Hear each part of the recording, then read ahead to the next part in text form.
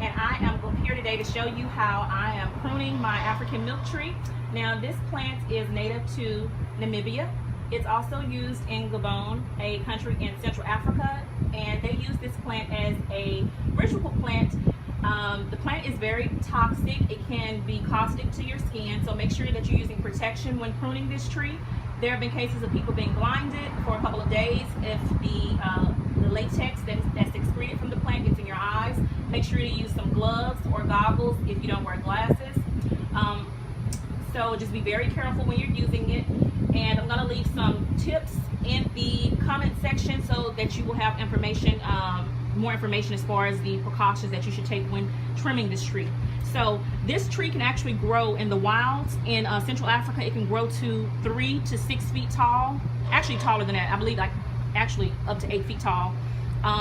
So what I'm going to do is, as you can tell, this pot, it's pretty much, the plant is growing to one side. I want this pot to be fuller, so what I'm going to do is cut off, I'm going to prune at some of these branches, and I'm going to let it heal up for about a week, and then I'm going to repot it in the mother plant. And I'm going to also save some of the branches to pot separately in a different plant, because it's actually good luck to give away a couple of the plants to other people. It's considered good luck. So that's what I'm going to do, but I just want to really fill this out, and these plants can last you for decades.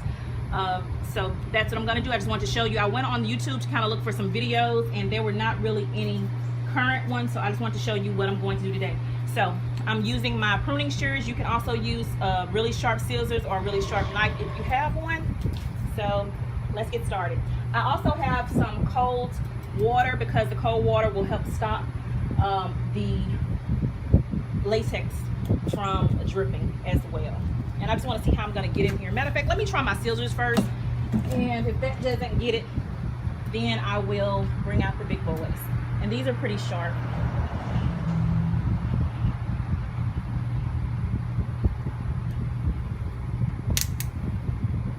And there's the latex. And I'm just going to put this in the water to stop it. As you can see, just going to leave that in there just for a couple of seconds. Well, maybe like a minute. Kind of like blanching it to kind of stop that process. I'm going to go on to this next one. And actually, you do have to put some arm strength, you got to put some muscle in there. So I'm just going to actually use these. I feel like it'll be a little bit easier. Actually just use these and snip. I get a good angle in here. Let's see.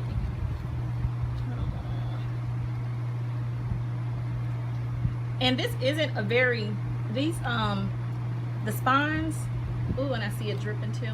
These spines aren't very sharp. Just wanted to let you know.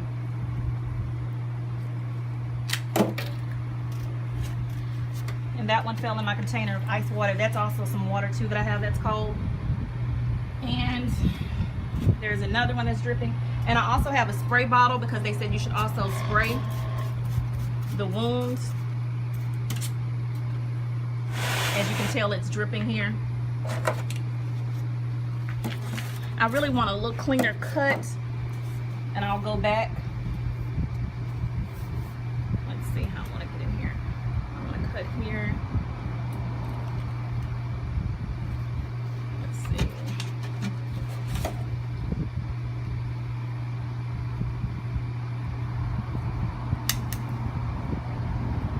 Some more latex.